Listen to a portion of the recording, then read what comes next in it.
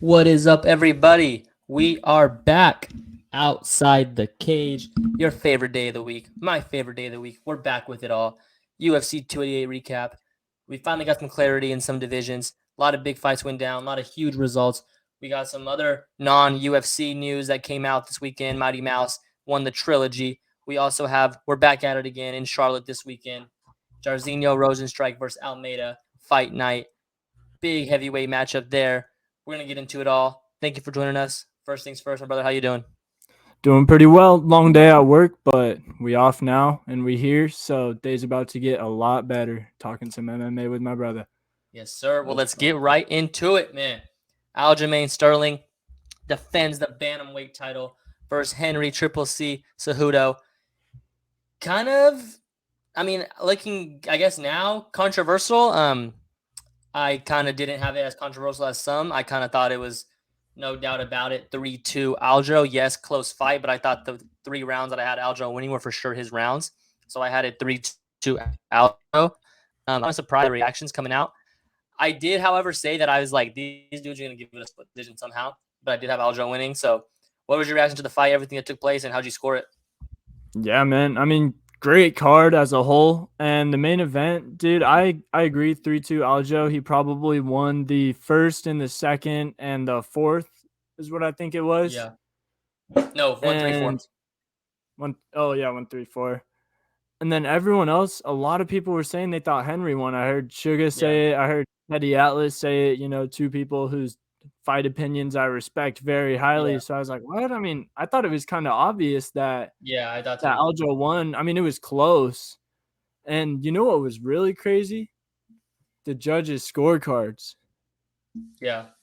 So would you agree that like the fifth round, Henry definitely won it? Yeah. So If yeah, I seen that. if If they gave one, it, yes, Henry should have won. yeah, there was a it By was a that split person's decision. scorecards, if he gave Henry the fifth, Henry would have won. Yeah, that is Yeah. nuts. I was gonna try and get the picture up here, but Yeah, still working out the kinks with the technology. I was reading as well as like a lot of people saying that it was a pro Henry crowd. So that kind of if you were because I was reading too, like a lot of people that were watching it on TV had Aljo, then a lot of people that were there live in person had Henry. So that kind of could have played a part into it. But one thing that I would like Aljo's team and after the fourth going out to the fifth was like, hey, like he has to get a finish. So Aljo was kind of like Yeah, he was real like real cautious in the fifth, like didn't press forward nothing. So I was like, I don't think it's that obvious. Like I thought it could have went either way, especially because it wasn't like he dominated 3 or 4 rounds to where it's like, all right, like that's what I was. That's scary, bro. That's tough, but. I mean, they had it. They had it how everyone else had it. Them winning those previous 3 rounds out of 4. But yep. yeah, I mean, it's hard, man, especially with their style of fighting when it's a lot of like top position. You don't know how they're gonna score it, how they Yeah. score it. Like because a lot of rounds I feel Henry did more work, but Aljo ended the round on top.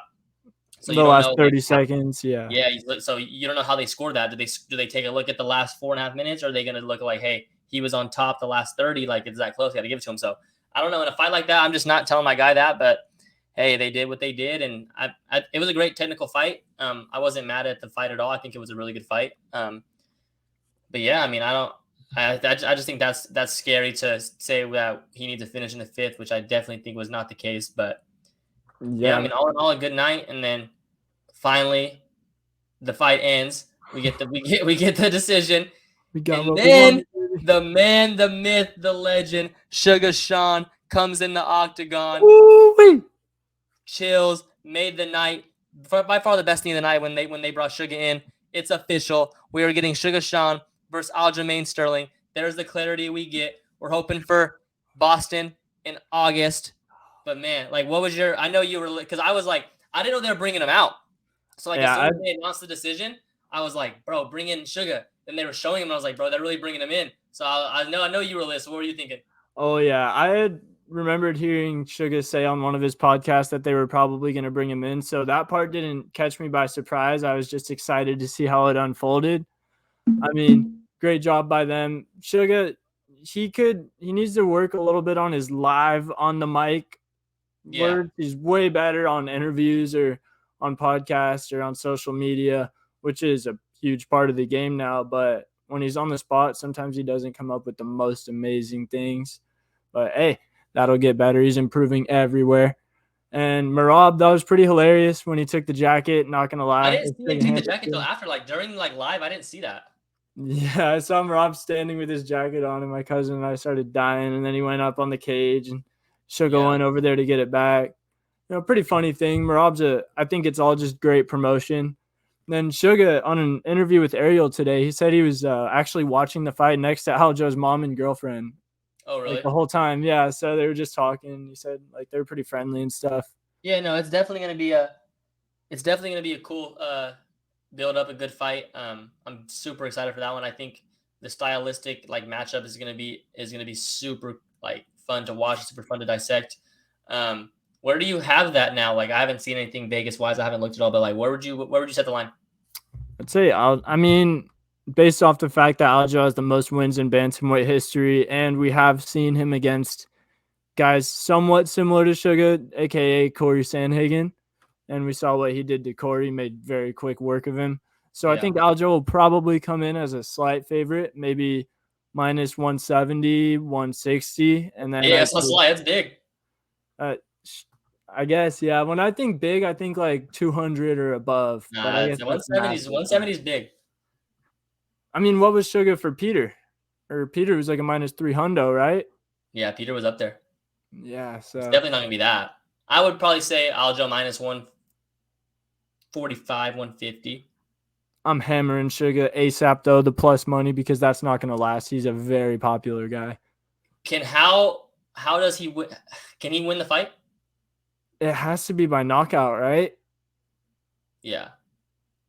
I just don't think he can stuff those takedowns for 5 rounds. No one can.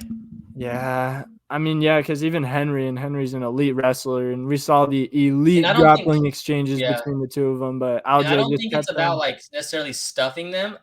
Because I don't think you could stuff him for 5 rounds. No one can do that.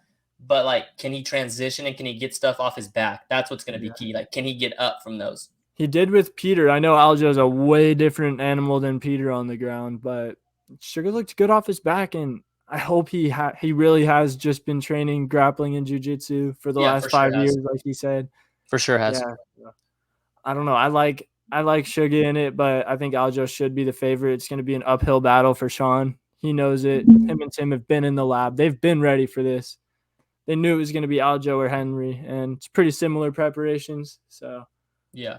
And then I think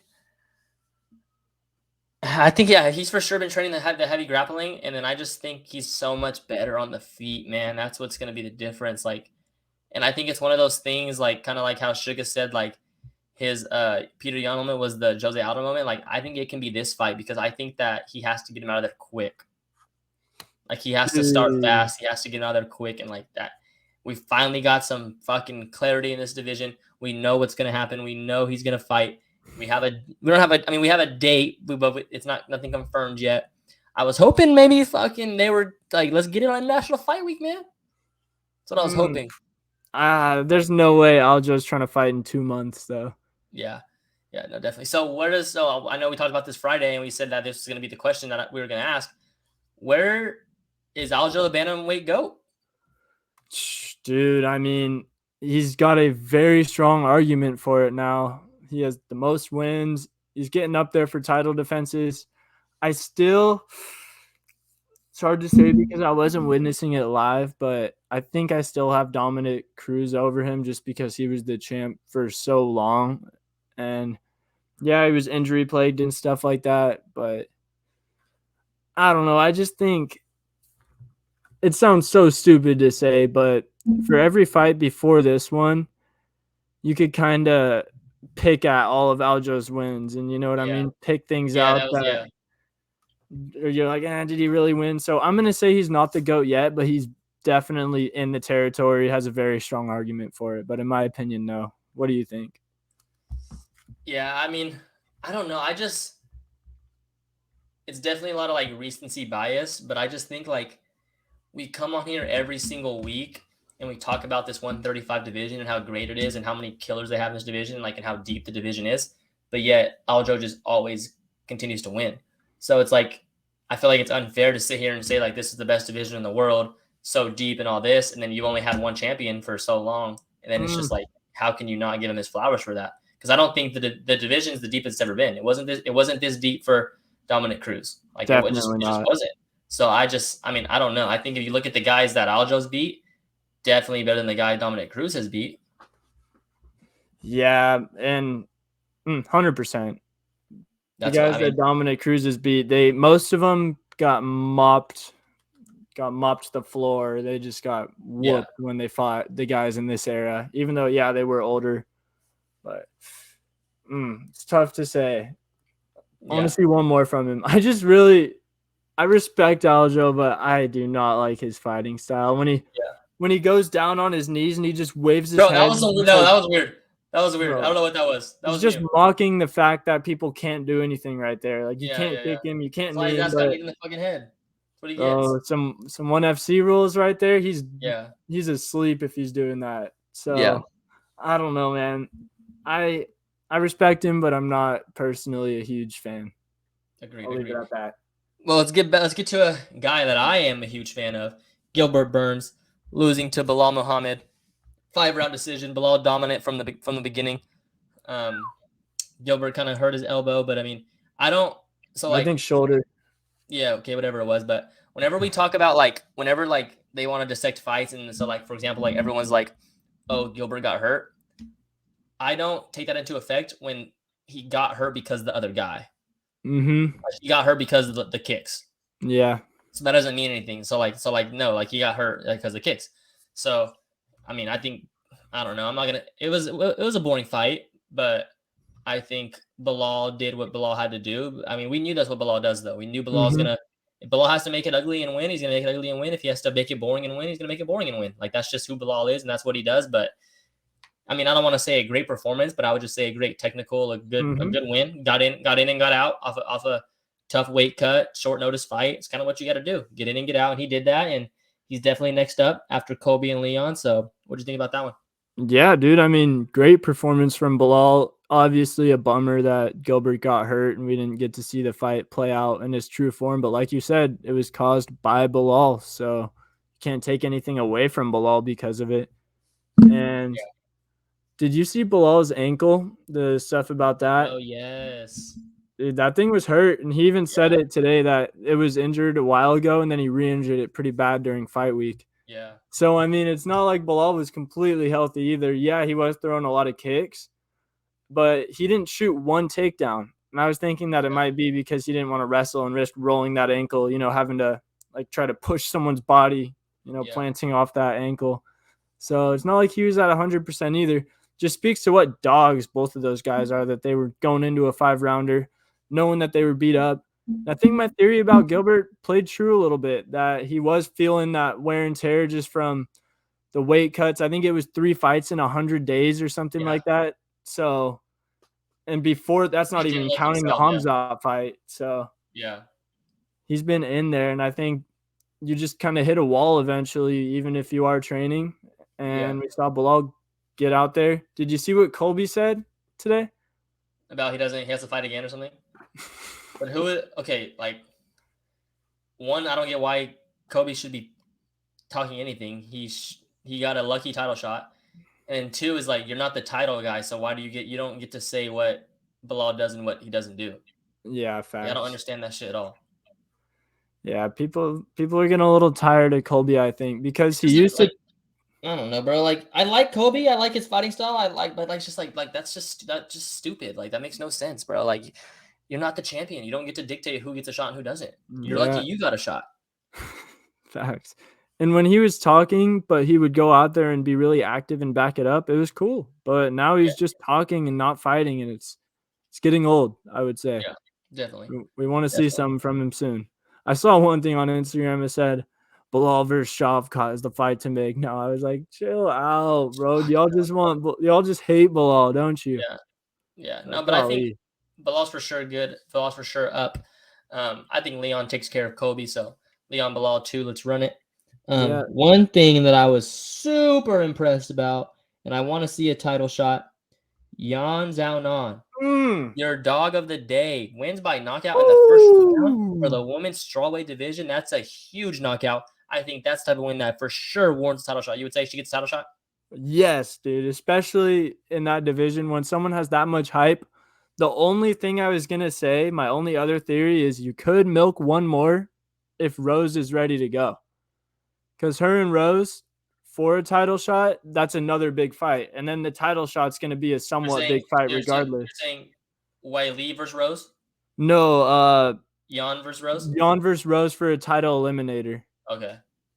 Like if you wanted to just milk one more big fight out of that division, because I mean you could just do Yan versus Wei Li right off the rip, and everyone's going to be hyped about that. But I think they're hyped about. I have a proposition here for because if I'm UFC, I give Yan the title shot. I have a proposition though for this fight. I say we do it in China. Okay, so that alone is the headliner. I think that's a headliner. Like I don't think you need a co-main for that. Or like I don't think you need that's not a co-main, that's the headliner for doing it in China, right? But that can't be like a pay-per-view main event, right? So let's do a fight night, but let's do it for the title. And they're the main event. That would be sick. Why not? I mean, they could. You know what they could even do? What they did for I think it was Glover versus Jan Blachowicz. Remember, it was free here in the States, and it was a pay-per-view in Europe and those other countries because there was basically all those fighters and it was at that time. Why not make it a pay-per-view in China? I'm sure they'll buy that thing and it'll probably be up there with the record-breaking numbers, and then have it be a free fight here. Yeah, you could have the Leech be the co-main because he's been getting very unlucky lately. If his back is recovered, that would be a great treat for him, a home fight, a co-main event. So, yeah, I was super happy with my dog of the day. That was a mad impressive. I didn't expect her to look that good. I'm going to be honest with you. Yeah, no, exactly. She was crisp and powerful too. Yeah. Speaking of people who we didn't expect to look good either, or not expect to look good, but surprised us, Diego Lopes comes in on a week notice and goes to a 3-round decision with a heavy favorite, one of the next up and coming guys in the featherweight division. And I think we came away from this fight talking about like Evilov's not who we thought he is, then Lopes is that guy. Dude, it's crazy how that works. Yeah, I think it might be Lopez. I'm not sure. I heard some of the announcers saying Lopes and some of the announcers saying Lopez. They don't know what it is. Yeah, I'm down to rock with Lopes for now. When you got a haircut like that, we're not gonna look into your last name. Yeah, facts. So yeah, bro, but he had me scared because I had Evelev at the end of one of my parlays I did. It was a 4-legger that hit, and he almost got Evelev out of there 2 or 3 times, maybe more than that. Yeah. He was taking a pretty good beating at some points as well, but he just kept coming back and finding a way to almost finish the fight. I could see him being around for a long time in this company. For sure. It's like one of those performances, kind of like who was the dude that Suga fought on the notice, and then like Chris Moutinho? Yeah. He did way better than Moutinho though, because Moutinho never had Shogun any trouble. Yeah. But yeah, no, but dude, he for sure deserves a shot, like a full camp, like because of the performance, even though he lost. He's young too, I'm pretty sure. Let me see how old he is. 28, so not super young, but still could have 5-6 good years in the company. And then my play of the day, bing. Charles Jourdain over the lowly looking Kron Gracie. Obviously, we don't want to disrespect anybody that gets in the octagon, but that's just not what the UFC wants to see. It's not what the fans want to see. Bro, it's not what the other fighter wants. Okay. Usually, like, I say shit and like I there's a line because I don't disrespect these fighters, but like we say they can beat our ass. But like when I say that, I'm gonna make a statement and I truly mean it. Like I truly mean it. Like I would sign up for this tomorrow if I got paid. I would box Kron Gracie. Like just box. Like I would feel like I'm not saying I'd win, but like I would like go into the ring like not like I would be scared, but I wouldn't like fear for my life. Like I think I could like hang in a boxing match with Kron Gracie. Yeah, that's a great point. I'd probably be less scared to just box Kron Gracie than I would your average amateur at a gym that trains 3 times a week.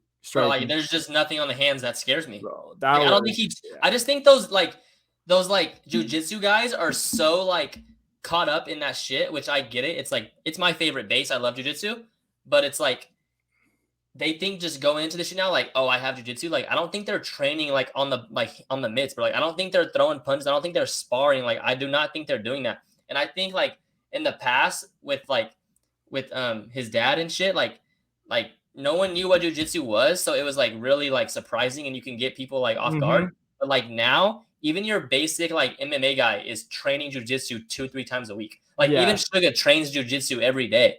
Like everyone's doing this like they're not obviously they're not special and shit like Crone, like black belts and stuff like that, but they're training jujitsu every day and they know what it is and they like been in these positions before. So they're not surprising anybody anymore. So like you have to strike, like, but that shit's dead, bro. That shit's played out. They have to at least be able to respect your striking to the point where you could get to a good position for a submission. But yeah, Gracie was just doing the old fashioned pulling guard like they would do at UFC 1 when the guys wouldn't know what's going on. It's like, come on, dude, this is another era. I can confidently say that I have never felt that safe for one of my bets during a UFC fight. Hey, we got Chaka Toast in the house. Chaka, my guy. We gotta get you all on the show again. He said, I train BJJ. I bet you're a dog. See, I don't think Royce ain't submitting Chaka. Or Crone ain't submitting Chaka. Sorry, Royce could, not Crone. Yeah. Shit, I don't know. Crone probably could too. That dude's a disgusting BJJ guy. Nah, bro, but I just like bro, like it's just that shit doesn't like I don't know. And then it just throws more because like he was like weird and shit all week. Like I don't fuck with that shit, bro. Like I don't know. Those dudes just think they're like all that shit, bro. Like I want to see. Can we get Crone Gracie versus Ryan Hall though? Oh, geez, that would be a fan favorite. Just take the gloves off and just let him grapple. Chakato said that motherfucker was scooting around the cage like Mikey Museci. That is facts. I'd say Mikey probably has a better striking game than Crone. Yeah, facts. But my underdog, the next fight here. Oh, dog of the day. We went 2-0 on underdog dogs of the day. Matt Frevola, right like I said. I was like, they're both going to stand in there and throw blows. They're going to stay in the pocket. They're going to be in the phone booth. Give me the plus money on Matt Frevola. Yeah. Lock in. Dang.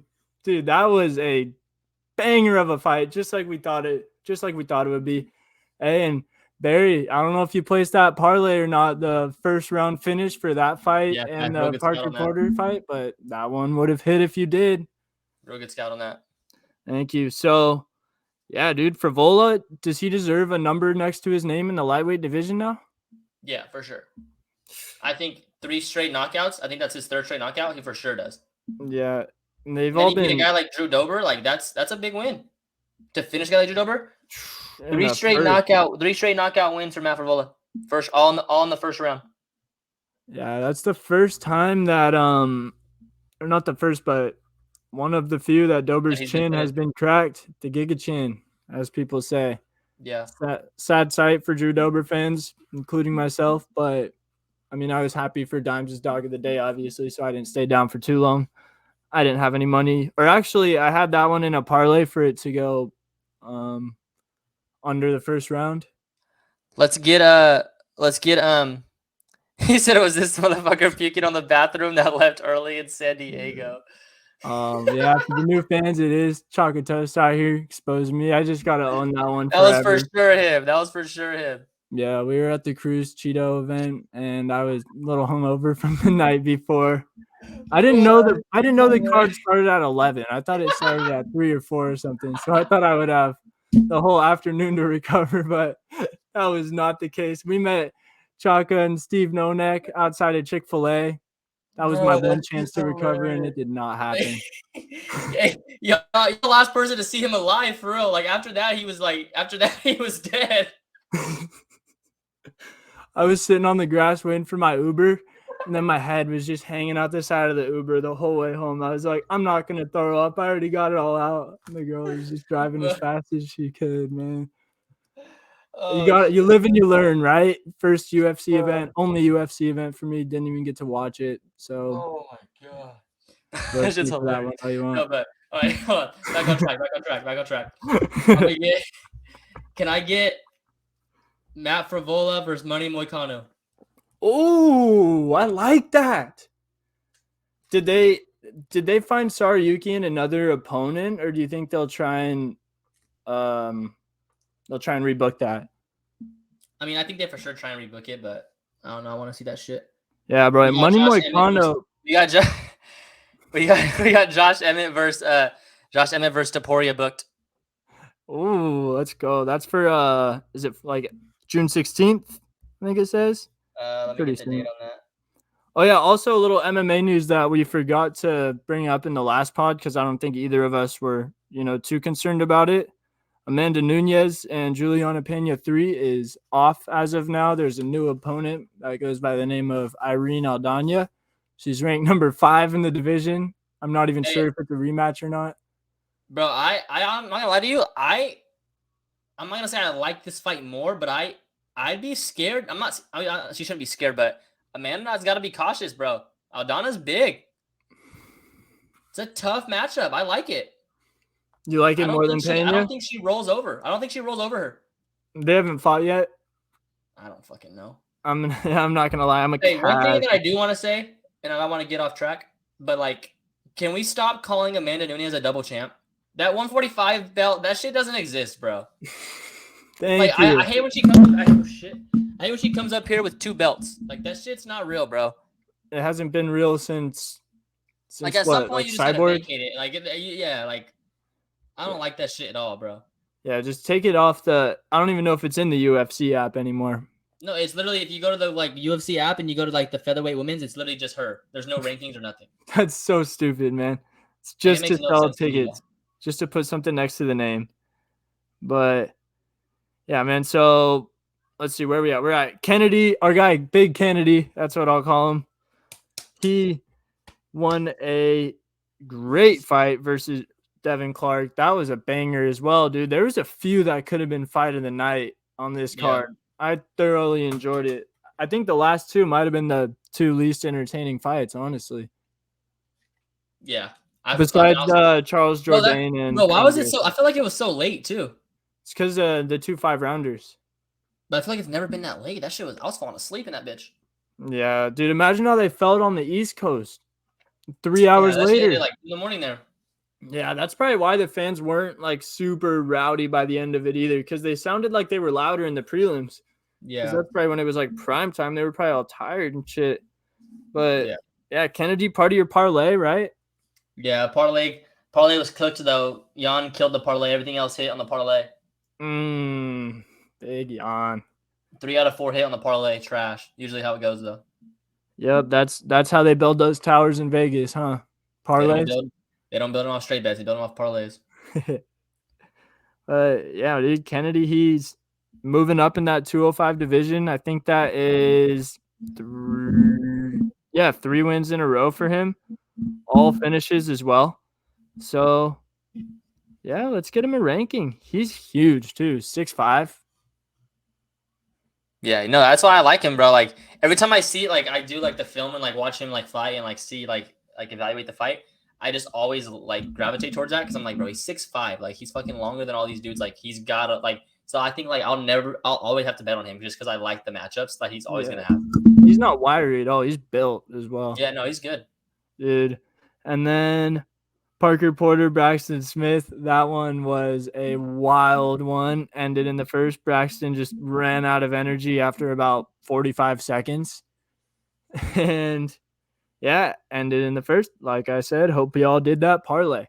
Hey, they said Ikram Askalarov, whatever his fucking name is. They said he dogs Bo Nickel. Really? Yeah. I guess he is one of those combat sambo guys, so he's not going to be no slouch on the ground. What do you think? I got to see more from Bo Nickel. They keep giving him favorable matchups. That's what I'm saying, which is smart, but yeah. Is him versus Trayshawn Gore is officially booked? Yeah, International Fight Week. We'll be there. It's a bad matchup. Horrible matchup for Gore. Yeah, that's ridiculous. But yeah, I think after that, let's do Ikram and Bo Nickel shit. At some point, he's got to get like it's not like he's like Raul Rojas where we got to like slow play him. You know, like he's not young. He's got to start getting in the top 15. Yeah. He's trying to get there. I keep forgetting that he's like already 27, 28. Yeah. Same age as Suge. Yeah. And we kind of skipped around, but who do you like for Henry if he doesn't retire? If he doesn't retire, so I don't think he has okay. So he doesn't get an immediate like title shot. And then so then you look at okay, title eliminator, cool, but then that means he has to fight 2 more times, right? I don't think he fights 2 more times. I think he fights 1 more fight, and so he's in a tough spot. Okay, he doesn't get a title shot, and he probably wants 1 more fight. So then I look around and I look at like guys who are in similar tough spots. Okay. By the way, I don't want to get too off track. Volk dominates Henry, but so I look at the 35. I look at the 45 division. I don't think Henry goes down to 25. That'd be my dream. Probably him versus Moreno at 25. I think Henry can come back right now and get a shot at 25. But I don't think he wants to go to 25. So I think we look at 45, and you look at guys in tough spots. And I say you do Henry Cejudo versus Max Holloway. I think Max dogs him, but I guess we got to see it. I think Brandon Moreno did tweet that he would want to move up and fight Henry, no belts or anything like that, just to fight. So that's mine for Henry. I would love to see Moreno versus Henry at 35. Or shit, Figgy, can I gotta stop giving Figgy fights. Fuck Figgy. Yeah, we gotta see him say something. I gotta stop giving Figgy fights at 35. I've been trying to matchmake for Figgy at 35 for 2 months. He's out here trying to fight Manel Cape still, huh? Yeah. Yeah, but I think that's. Figgy. I mean, I think if you're Henry, you just look at try to just find a big fight. I think that's. Yeah. Some were saying a Dominic Cruz rematch as well. Yeah. Big money fight for both of them. That could definitely be a pay-per-view co-main, I would say. Yeah, for sure. And for Aljamain, Suga, obviously he's next. Going to be the biggest payday of Aljo's life. I'm willing to bet on that. And Bilal, we got Leon next for him. I think Gilbert should probably take a year off. Damn near a year. He's fought as many times as you have to in a year, so he's already made that money.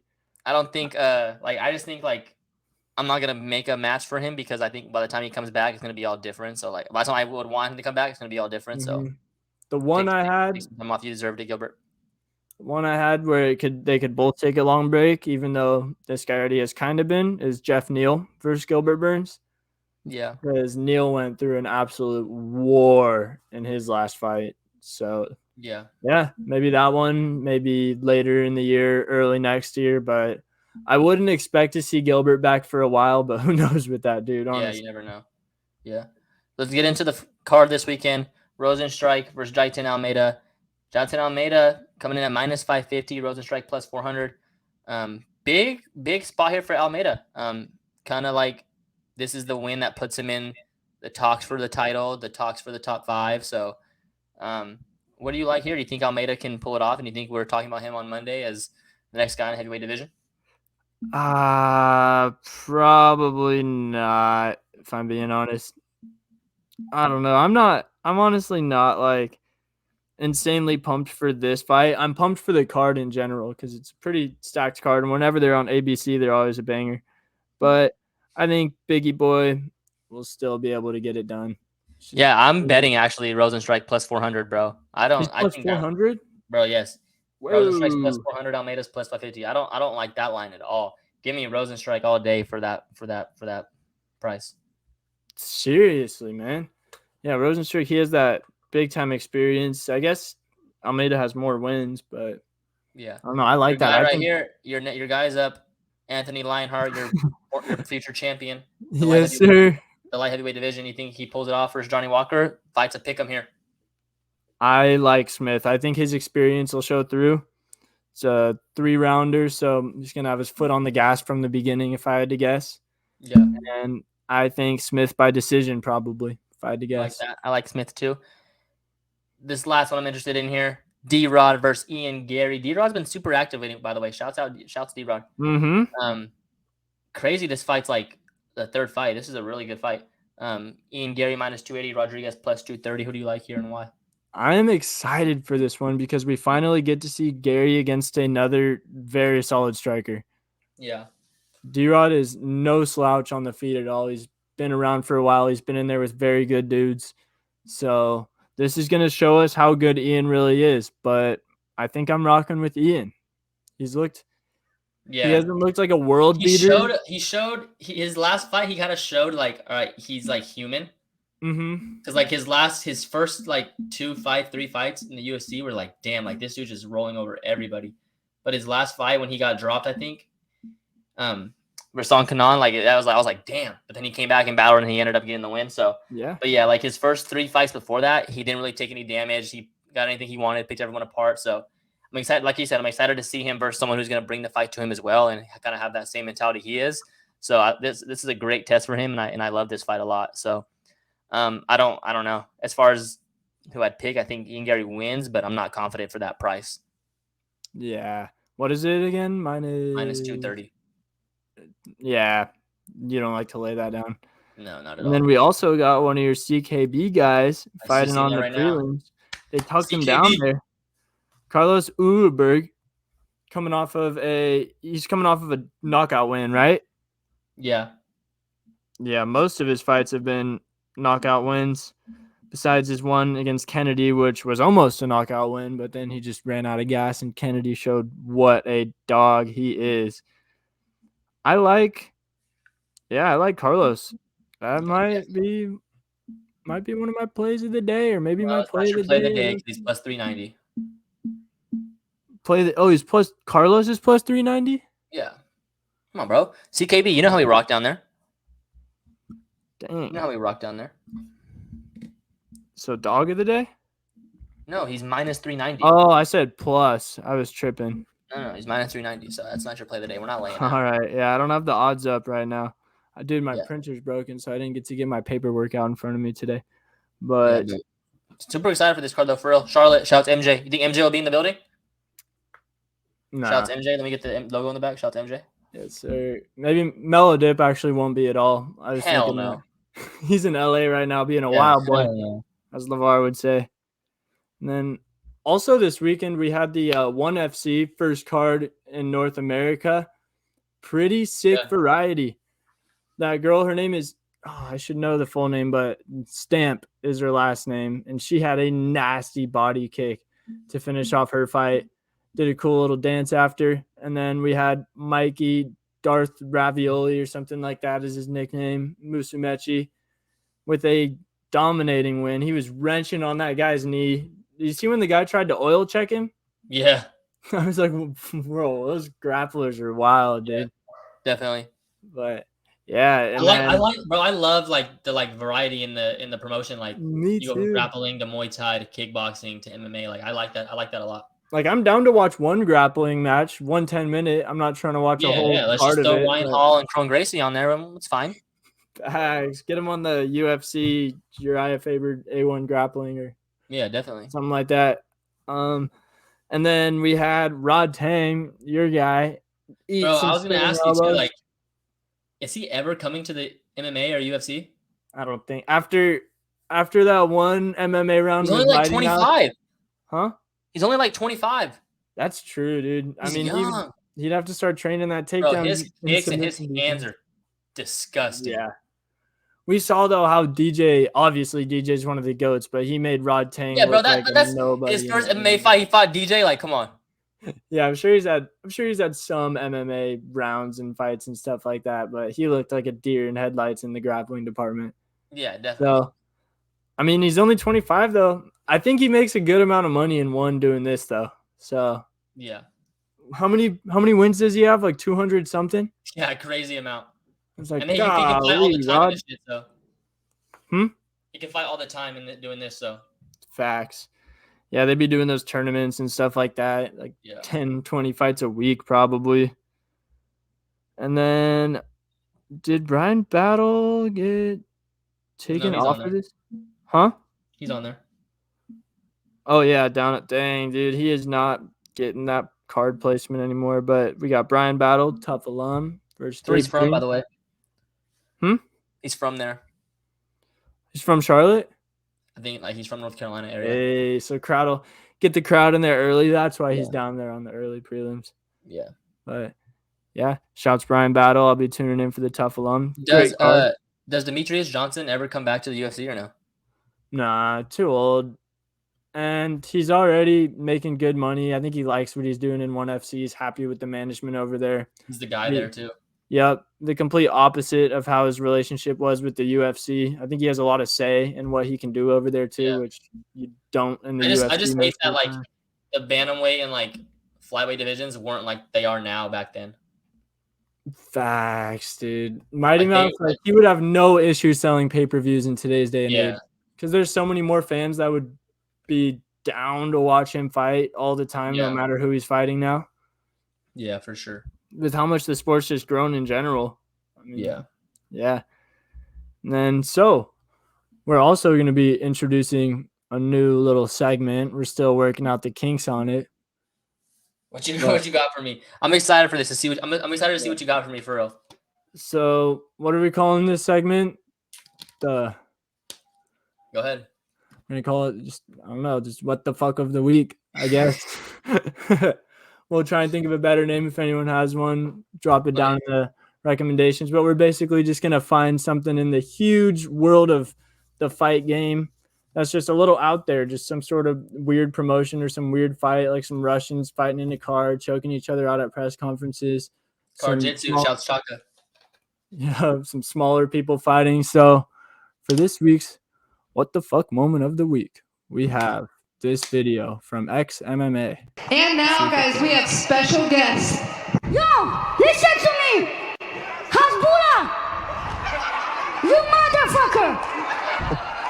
You wanna beat a fucking cat? Hasbullah! I'll make you my little bitch! I'm officially challenging Hasbullah to a fight in the United States of America!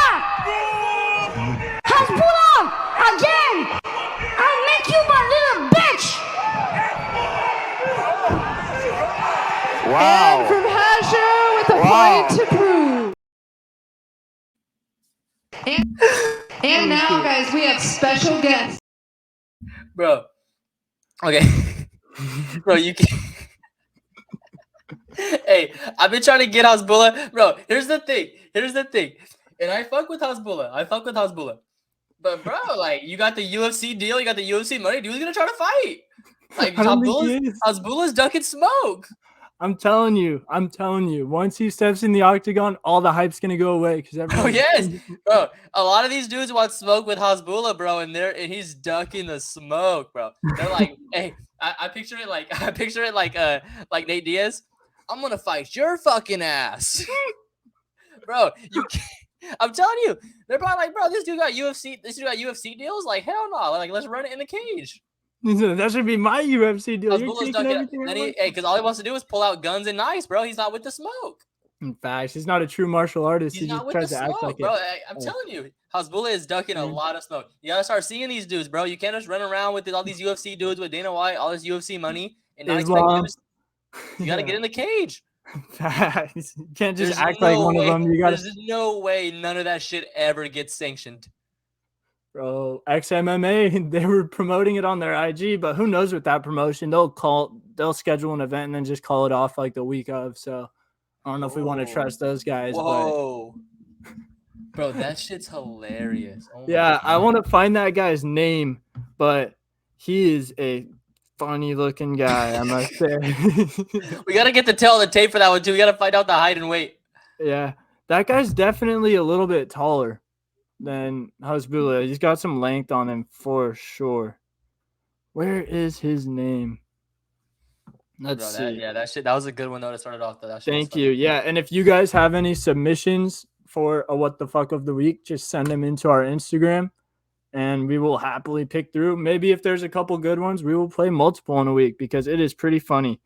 All right, so his name, I guess his name is just Hash on Instagram. He only has 6,000 followers right now, but I could let's get Hash on the pod. DM him. Yeah, I might. Dude, that is a great Hash on idea. The pod. Y'all might be seeing an episode with Hash. And let's get Hash. I've got to say, I am 100% with Hash when he called out Hasbulla for beating the cat because that video is not a good video at all. Anyone that abuses animals is a piece of shit. So, Oh shit, we're just making PSA announcements now. Go ahead. I don't know. I'm just speaking my mind. It's a podcast.